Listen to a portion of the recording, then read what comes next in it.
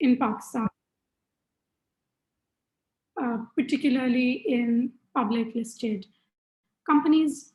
So as of late, ESG is something which has gained a lot of traction both locally and globally. You always keep hearing about this buzzword. The last 2 decades, may you have seen the momentum really being picked up in the international kind of sphere. And now you see it kind of trickling into Pakistan as well, where you hear companies, where you hear people talking about ESG, what it is, how you can kind of, meet those ESG criteria, and just generally navigating the costs which are associated with becoming ESG compliant. Is that worth it? What are the benefits you get from it? So let's just have a look and we can discuss this as we go along.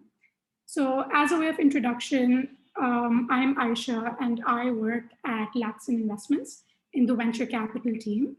Laxon Investments is part of the Laxon Group. It's one of the largest conglomerates in Pakistan with businesses across different areas, including agriculture, media, travel, transport, restaurants, financial services. So I particularly work in the venture capital space of Laxon Investments, where, as you all are probably aware, the venture capital space is very, very hot right now in Pakistan.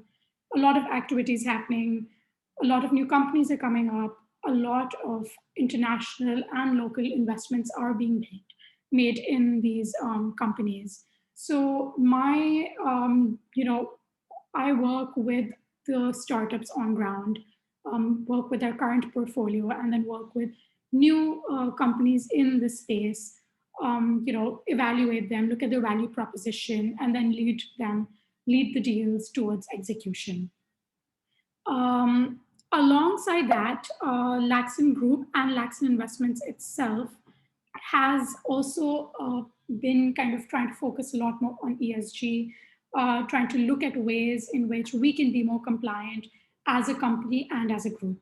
So I have also been working at Laxon in that capacity to see what are the initiatives we can undertake to make sure that we are more ESG focused and more compliant.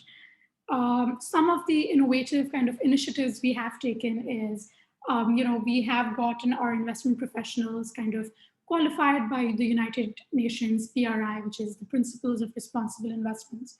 So they offer courses in which, company professionals, investment professionals, they can be trained to kind of look at aspects with the lens of ESG, कि उनकी सारी जो decision making है वो informed हो.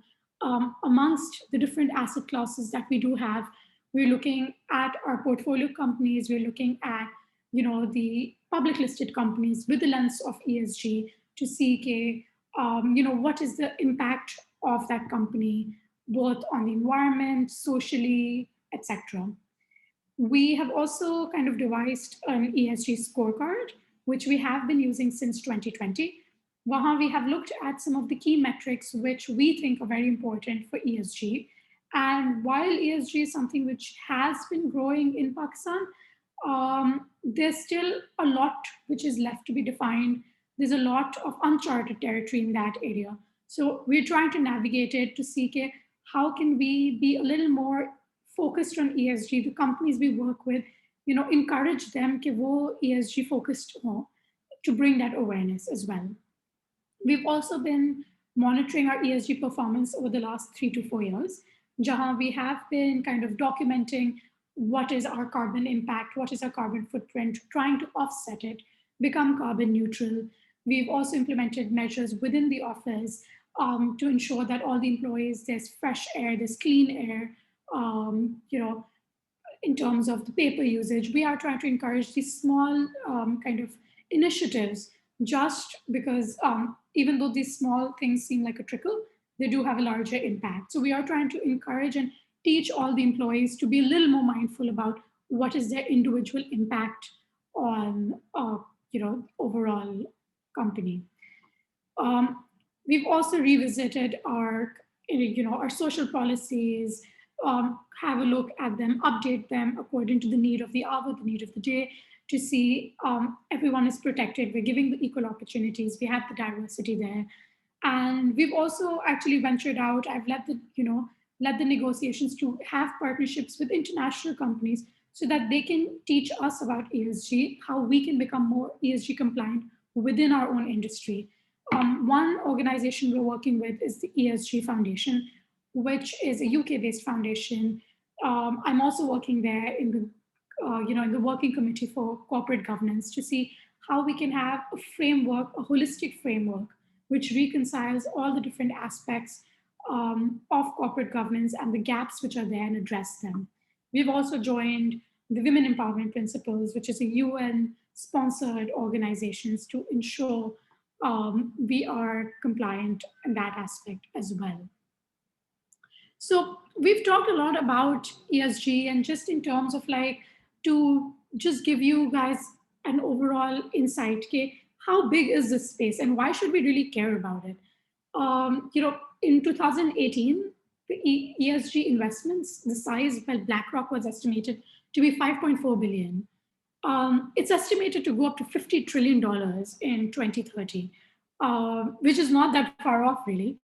And you can see that there's going to be a lot of movement, a lot of activity has happened and will continue to happen in this space. The United States Foundation of Sustainability and Responsible Investment, when they've been tracking have been tracking sustainable investments since 1995, and over that period they've seen a 25-fold increase in investable assets in that space, and also a compound annual growth of 14, which is quite a lot. Further, if you're looking at the opposite side, which is the ESG funds, you can also see that the returns being generated by these funds is also pretty significant. So it's not just, greenwashing or a tag that you've applied to give your ESG compliant, or they're just funds you've created, but those funds are actually giving good returns. So this is a study in 2021 in which, there were 27 ESG funds which were analyzed against the S&P 500, and 16 of those ESG funds outperformed the S&P 500. The S&P 500 had the return of 10.8, and the outperformers, their return lied between 11 to 29.3%. So given this was also during COVID, it also shows that ESG funds tend to be a lot more sticky, and they also tend to they're kind of protected from supply side shocks, protected from different environmental, natural, social kind of causes, unrests. So they generally have better company health and they tend to perform better. The companies and hence the funds tend to perform better. So in a strict sense, if we're kind of trying to consider what is ESG, so ESG is basically environmental, social, and governance. And these are a set of criteria which are set out, to look at a company's operations, right? To see, it's a measure at how the company is operating, what are the policies, and this is then used by fund managers, it's used by investors to look at investment opportunities. You see, that's the general gist of what ESG is. It's a big framework, right, which has a lot of then criteria within the ESG. And you're looking at different, environmental factors such as impact on climate, biodiversity, efficiency of usage of utilities. You're looking at different aspects of social, in which you're looking at the inherent policies a company has. You're looking at, the gender diversity or equal opportunities. You're looking at child labor. You're looking at human rights. And then you're looking at governance, which includes, compensation, CEO, compensation, C-level executives, the appointment of them, proper reporting, proper, assurance, external audits. You're looking at all these different factors, which together really have a significant, impact on a company's health. All of these policies, they ensure that the company is protected against, different risks which a company may face. And a common kind of consideration, which I think most people have, is, there's a lot of cost towards kind of becoming more compliant towards ESG. And does the cost actually, pay off? What is actually the benefit, People want a tangible benefit. They want to see a financial benefit. They want to see some form of, return on their kind of investment, I would say, to become ESG compliant. So in the context of Pakistan, if we were to kind of discuss what are the potential benefits an ESG fund, ESG focused company has, it would include access to new capital. So capital is obviously, the the new wave of investments which will be coming in is going to be driven by millennials who are basically conscious investors. Millennials are the ones who are currently, high earners. They are becoming homeowners. Then in the next few years, they will be the driving force of capital. There's intergenerational wealth transfers, which will also kind of lead to this shift, right? And if you look at how millennials or the current investors, the new generational investors invest, how they think about an investment rationale, and how existing or previous investors used to look at investing in companies, it's slightly different, the dynamic. So the new investors are a lot more conscious, they're a lot more impact driven. They care about what is the return which will be generated by their funding dollar or by their investment dollar, and not just in terms of a monetary return, which is the performance of a fund. They're actually looking at what is the environmental impact, what is the social impact. And these are things which are then taken into consideration by them when they're looking at companies they want to invest in, compared to the traditional investor who looks at, the risk appetite, the environmental impact, the climate at that point, the investment climate at that point, who's looking at the returns, he's looking at, the uh, investment horizon, the time period. These are the things he's sensitive to. Whereas the new investor is more sensitive and more conscious about the long-term impact of his investment. So automatically, the investments they'll be making will be more ESG compliant. They'll be looking at companies which are more protected in terms of the risks they have. They'll be more protected in terms of their policies should be more streamlined. They should be having low carbon or environmental impact. They should actually be generating some form of positive, right? A positive return. So automatically, there's a preferential access to capital for companies which are meeting the ESG requirements, which are meeting these criteria, because automatically they get screened off, and the risks or the negative impacts which are associated with companies are then not associated with those ESG compliant companies anymore. So those companies will always be able to command a better price because they'll always be able to get get investors to be interested to invest in them. Another kind of benefit is the reputational and ranking of the company, which directly leads to how big the customer base is, a broad, customer trust, customer base, which is the target for every company, right? Every company aims to have repeat customers. They aim to have customers who value their product over the competitors, who will always choose to buy from them compared to other companies which are available to them.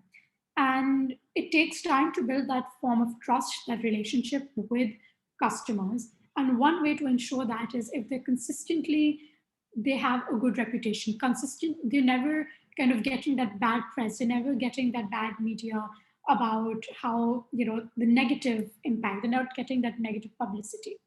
So one company which has actually done very well in that area is Apple. And one example I'll actually use from the ESG metrics is data and privacy. There's been an increase in the use of technology. We've all become a lot more accustomed to using smartphones, to using mobile apps for everything and anything. With that usage of technology, there's also a lot of information, a lot of data which we are putting on our phones, which we are putting on social media, right? And we're trusting these companies with that data, which we may not be comfortable sharing. So Apple has generally maintained a very good data and privacy policy. There have not been any breaches, significant breaches in their over the last couple of years since they've been working, which has led to investor confidence, which has led to customer confidence. They've been able to create, even though Apple has been a late entrant in the smartphone market compared to some of the earlier players, but they have been able to kind of get a very large market share and retain it just because, apart from the technology, people are comfortable using Apple products just because they guarantee privacy. They know that they're not selling off their data to someone else just for some more money. Compared to, for example, Facebook, which 2018, they were sharing data of about 83 million users to Cambridge Analytics, which was then being used for elections and voting, etc. But that was all being done without consent. So Facebook was actually sharing that data, and they came under a lot of fire for that. There was a lot of loss of customers, a lot of lack of trust, and then a lot of litigation which underwent, which also drives the cost for the company. And there's still been reputational damage which they've not been able to kind of recover from. Then you have the example of Yahoo, which had a very major data leak just before the Verizon deal. Verizon was buying them out, which led to Verizon lowering the price to 350 million. They reduced the overall price of that deal just because of the data leak. So the entire value of that company became significantly lower just because they were not able to maintain and uphold the requirements which were to kind of be ensure that they were secure. Another benefit which ESG compliant companies have is risk. They're able to mitigate risk in terms of they're able to minimize their exposure to social issues, natural issues. They're able to protect themselves from litigation. They're able to create that moat around them. Just because there's every time there's a decision being made, there's a proper chain of command. There are proper forces in place. There are proper rules and regulations in place, which ensure that according to that time, the best decision is being made. It's not just one decision being made without any checks and balances, which does protect the company from a lot of other risks that they may face. For example, in COVID, you saw a lot of companies, and not just in COVID. Even before that, you have a lot of supply chain issues. You see international regulations changing that they have certain metrics they want you to meet, and that has an impact on your entire supply chain if you're not being ethical about it, if you're using child labor, underpaying your labor, etc. And then if you're audited, it does lead to a host of complications, a host of risks, loss of clients, loss of business. So just if you are being compliant in your everyday practices, it protects you from litigation against different movements, against as time goes by, there's more awareness, sexual harassment, discrimination. When these things come up, you're automatically protected just because you have the right controls in place to ensure that does not occur in the company in the first place. Another benefit of being ESG compliant is your financial performance is strengthened for the companies. So a study of the FTSE 350 companies shows that between 2002 and 2018, ESG compliant companies had better financial performance. The reason for this is, first off, there is a one-time cost associated when you're trying to become ESG compliant. For example, utilities in Pakistan is one of the major cost drivers for most industries, most factories. A lot of factories and companies are taking the initiative to go towards solar, which does have a high one-time cost. But ultimately, that does lead to a significant reduction in your electricity bills. OMI Hospital, for example, has undertaken these measures to ensure a benefit, a two-pronged benefit, which is they become more socially and more environmentally conscious, and they're also reducing their own energy bills. Another such example would be in the governance aspect, where if you are ESG compliant, if you're looking at the G, that is the governance aspect, you're ensuring that the compensation your C-level executives are making is in line with what value they're adding to the company. You're ensuring that your top line is not inflated. You're ensuring that qualified people who are adding value are in the company rather than family offices where a second and third generation is just coming in without adding any real significant value.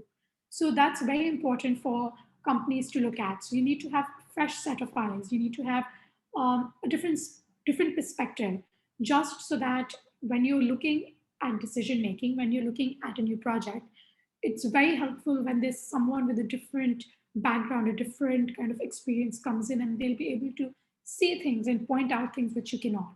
Similarly, they'll be able to check and ensure that the company structure, the org chart makes sense. So you cut out inefficiencies. You ensure people who deserve, who are adding value, are the ones who are getting the benefits. And that will ensure a more leaner corporate structure as well, which directly results in a better financial performance, increased profits, so that people who are contributing significantly are the ones who get the benefits. Another benefit for ESG compliant companies is the ability and the opportunity to work with more clients, to undertake different kinds of projects, increase the scope and the range. Internationally, the need for ESG, the need for sustainability, the need for being a conscious uh, company has increased massively. Everyone wants to work with someone and ensure that their own supply chain is protected from the risks as which we spoke about earlier. They want to ensure that later on they're not going to come down and have one of their companies under fire for some issue, right? Some social issue, some ethical issue. So there's also in terms of the environmental impact that companies, they want to ensure that the companies they are working with in Pakistan are upholding a basic level, a basic standard.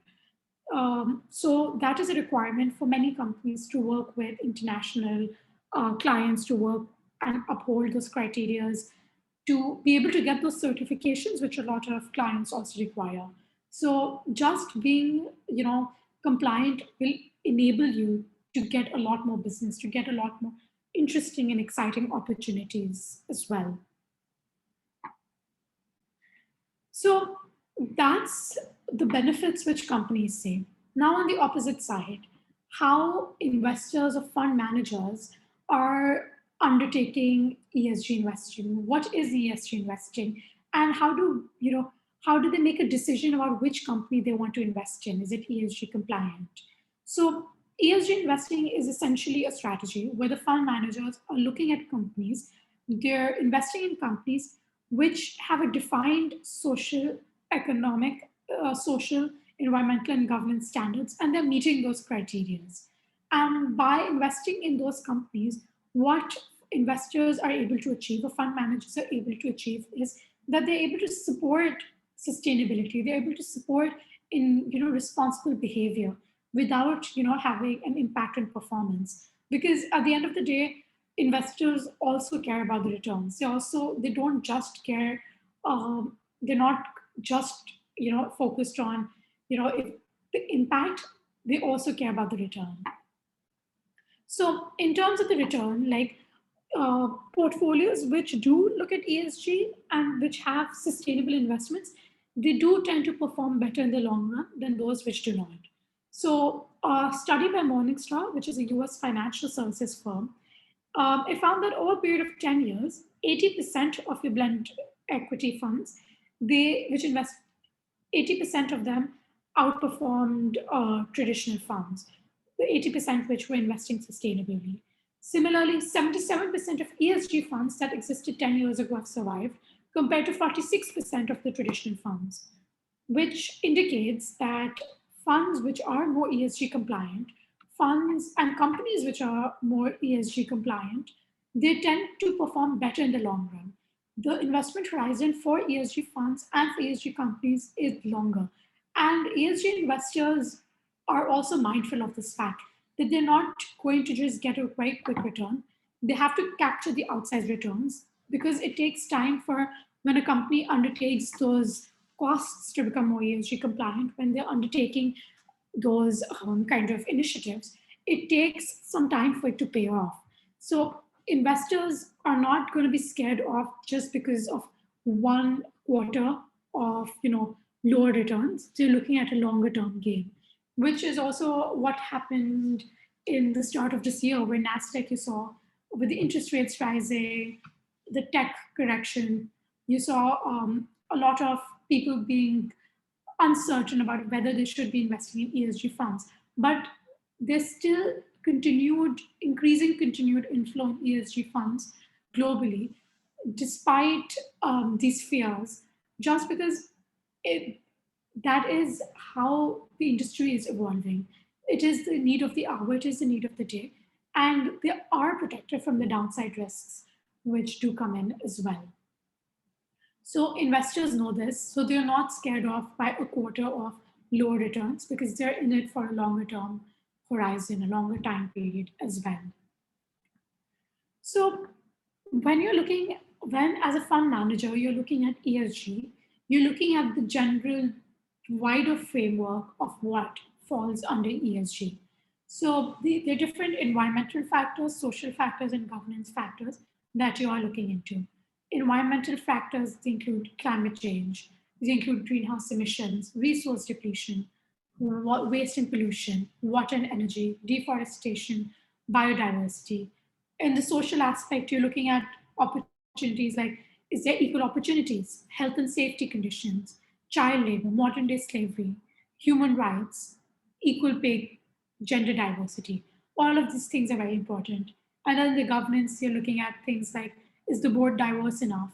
Or what is the payment of the executive? What's the compensation structure like? Is it justified?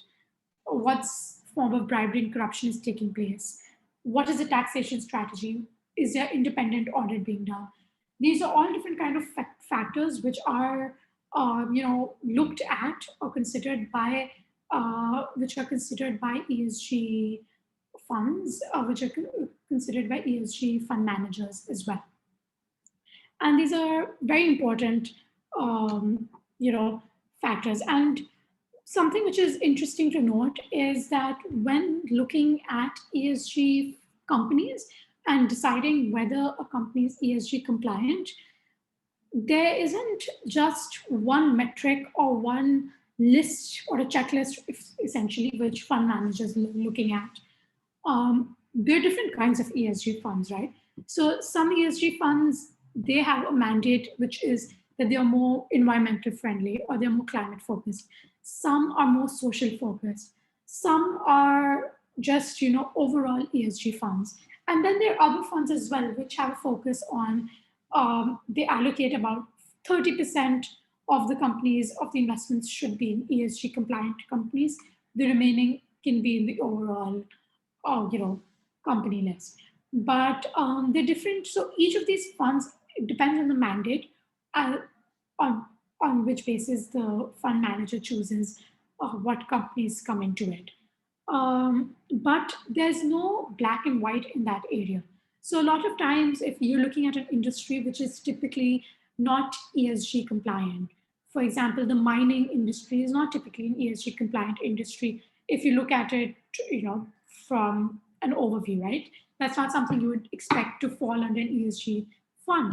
But one fund in Europe invests in aluminum mining industry company. And the reason they invest in that is, even though they're an ESG compliant fund and they are investing in mining, the interesting factor is that from the group of aluminum mining companies out there, their carbon footprint is 40% lesser than other companies. They have been trying to offset their carbon footprint. They have undertaken R&D measures. They're spending a lot of money to ensure that that industry or that practice can become a lot more environmental friendly. So when looking at companies, that's a very important aspect, that even if the company doesn't strictly qualify under ESG, you're looking at if within that industry they are the top runners, if within that industry they are taking significant steps to ensure that the impact, what is the impact, right? They are trying to correct that as well. Uh, Similarly, when you're also looking at ESG, you're also looking within the companies at what are the policies which are being undertaken right now, and where does the company see itself in the next 10 years? So if by 2030 they have committed to something, it's very easy to commit or pass statements. But what are they actually doing? Are they actually taking those important decisions? Have they formulated a policy around it? Have they started working with an organization to ensure that? So it's important also to look at what they're doing right now to become more ESG compliant, to come under that belt in the next 10 years or so. So that is also a very important aspect which fund managers do look at when looking at, you know, companies which can be more ESG friendly.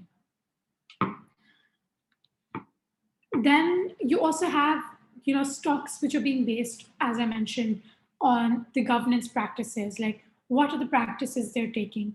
Are there any disclosures by the company, right? A lot of the international firms, especially, they want you to disclose your ESG rating.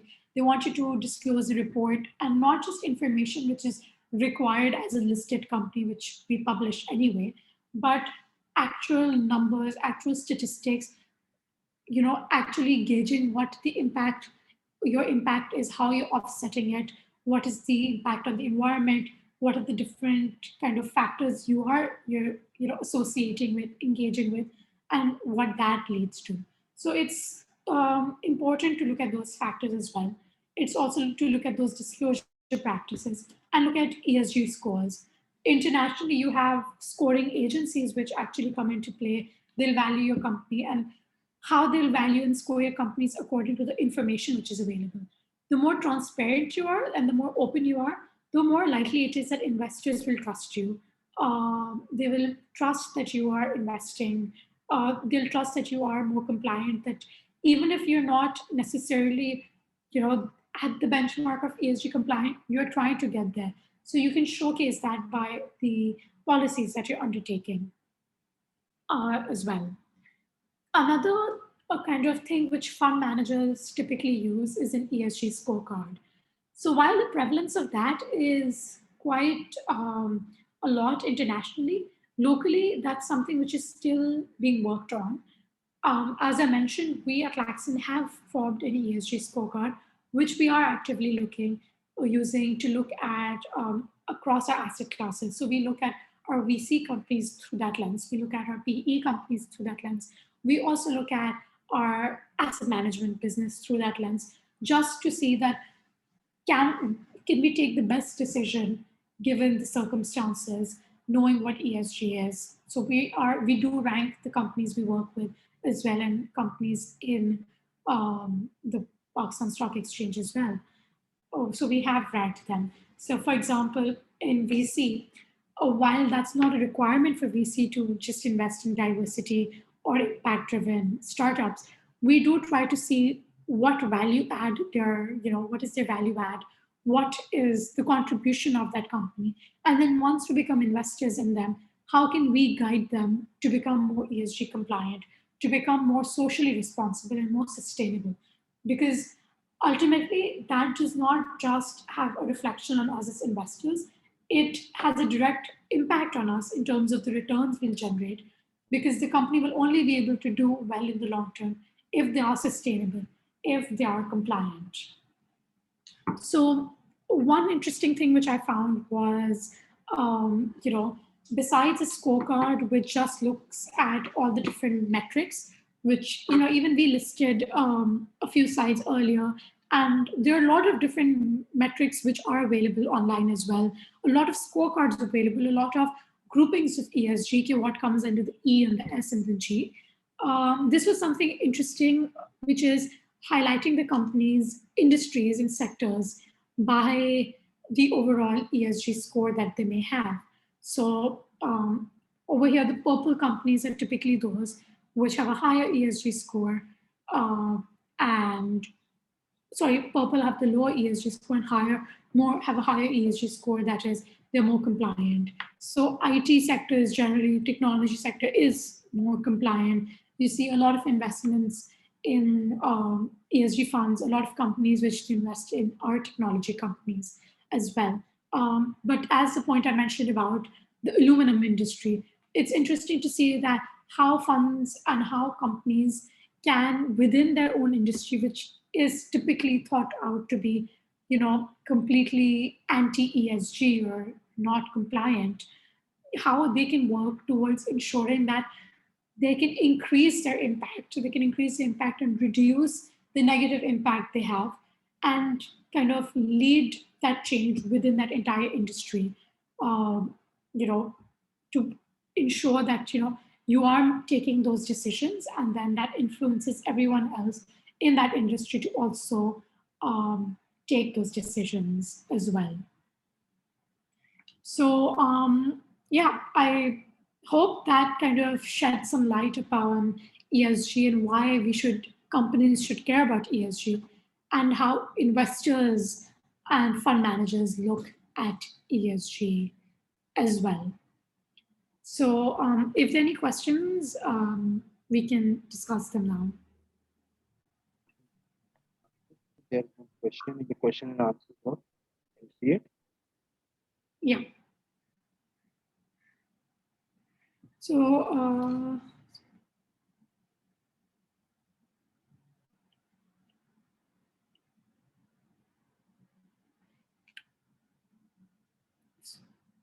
yeah. So, the question about, is effective reporting important for financing in Pakistan? Yes, it is very, very important, and that is something which has not, happened so far. Some companies in the annual reports, like when we were creating the scorecard, we looked at, the annual reports and information available by public listed companies, but information is it's what is required to be reported. It's very generic and top line. Things which we are looking at is not necessarily always reported. And it is very important to include all those metrics, to report on those metrics, just because investors, conscious investors who are looking to invest in companies, they do make those decisions based on those metrics, based on those reportings. So internationally, you have the SEC, you have companies, which are required by the law to kind of have ESG reports.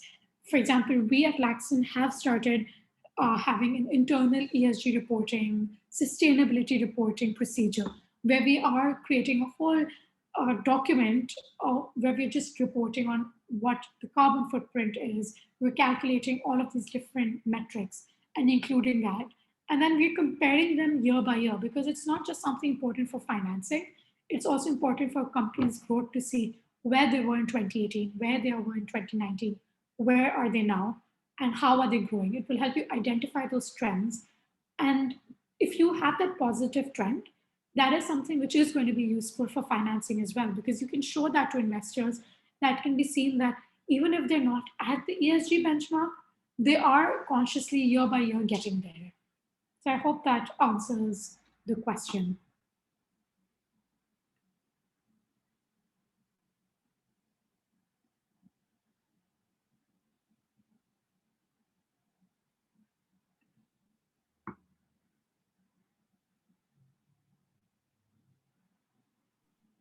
That was the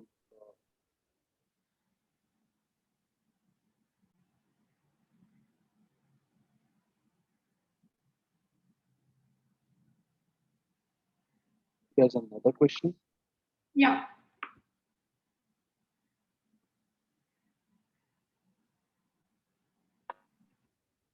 So yes, you should not just be running towards the numbers to get them into KPIs. I think that is something which is very important. That the it's not a 1 year game, or it's not just the KPIs which are reflecting that these are things we've undertaken.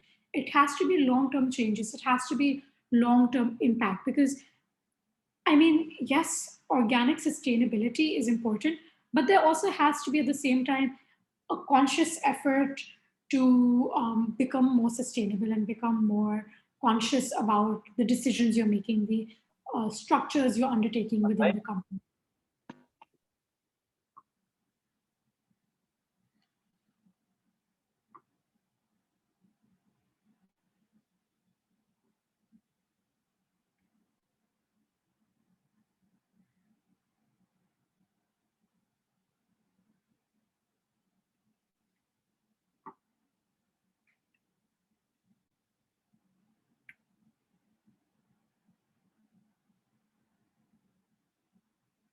You raised your hand, Nahil.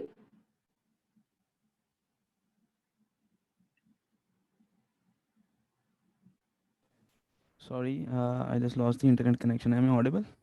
Yeah. Uh, Actually, I was talking about the recently I've done a small research. From that, I concluded that the top 10 traded companies at Pakistan Stock Exchange are severely riskier in perspective of ESG. So I just want to put up a question here that who is the key player in the market of Pakistan and who can contribute much to educate our companies to focus on this perspective that ESG is very important for in Pakistan. Majorly Angro, Habib, HBL, Lucky Cement, Fuji Fertilizer, Hubco. I conclude that majorly these companies are ESG riskier, but I don't find any key player in the market like PSX or any investment brokerage group who is conducting any awareness sessions for investors and companies to comply with ESG. So I just want to ask who can be the key player for that. So Nahil, I think this is what this session was all about, educating investors and companies about ESG. This is a series of webinars. It's an initiative taken by the Pakistan Stock Exchange just to bring about that awareness for companies, for individuals, for investors as well. There are also other groups like the Pakistan Institute of Corporate Governance, which also discusses these. They have these talks. There are a lot of different organizations out there. In fact, there's sessions almost every day. I have attended multiple sessions uh, from commerce industry, etc. Because it is becoming something more mainstream, but it is something you actively have to look after. And yes, the bigger companies, they might not be ESG compliant, but like in the traditional sense, but they have undertaken a series of measures to become more ESG compliant. There are lots of resources available both online, and you're always available to reach out to organizations like the stock exchange, organizations like the corporate governance board, to educate yourself about that.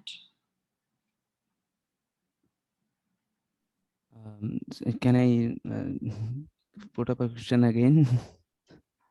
Yeah, sure.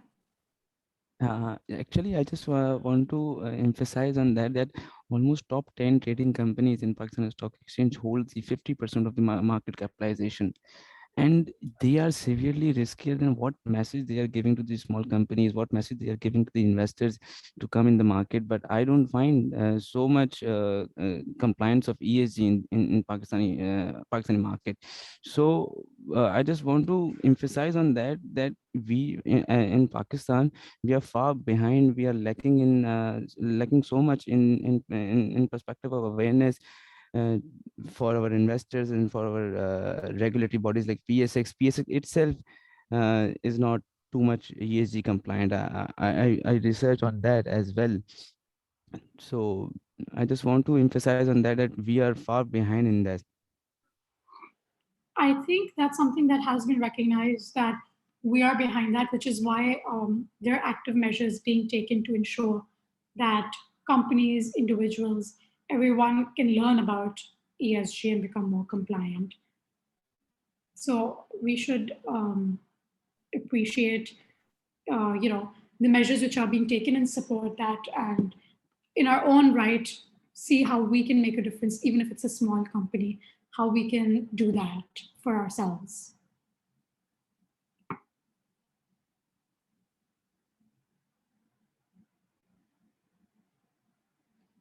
Are there any other questions? I don't think there are any more questions. I got the questions got answered. Uh, there's a question in the chat from Bilal Bilwani.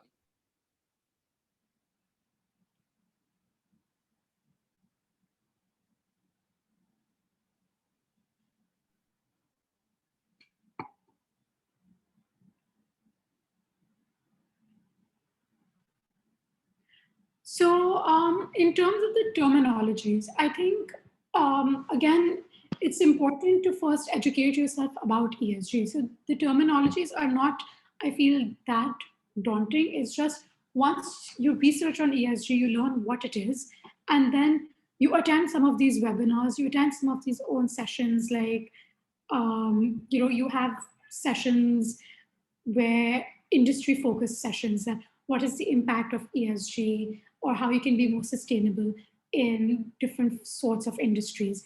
When you kind of attend those and become more aware of ESG itself, you will be able to kind of find out what the right terminology is. And that's the starting point. It all starts with research. There's a lot of information available online. That's how I learned everything I do about ESG as well. And that's how you get to meet people and like-minded people who are working for those initiatives and for those goals. And then you can navigate through those kind of questionnaires, or those kind of issues with terminology, etc.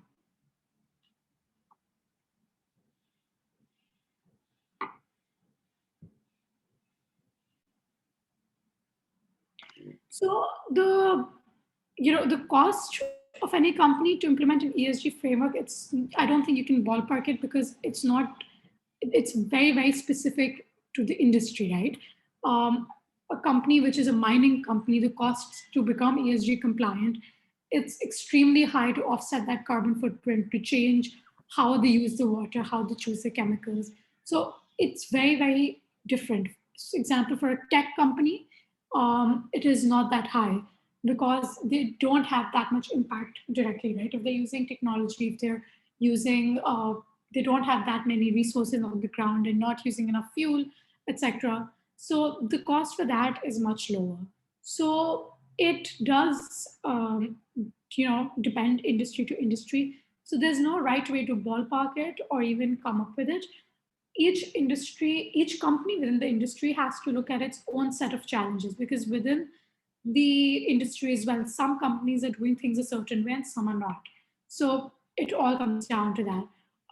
For example, for Facebook, just for their data and privacy issues in 2018, their costs increased by 50%, just to kind of correct those privacy issues and strengthen those privacy and data issues. So it really is very, very dependent on each industry and each company.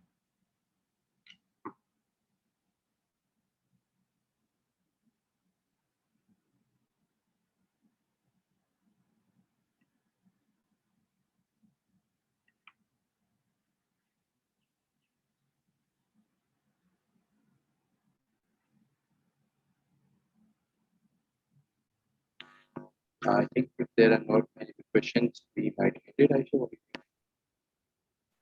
Yeah, if that's all, thank you everyone for attending. And I hope it was a helpful session to just learn a little bit more about ESG and what companies can do and individuals can do to become more compliant. Amazing session about the basics of ESG. And we would be sharing this video, this whole recording on social media platforms of PSX and the website. Guys. Thank you, Aisha, once again.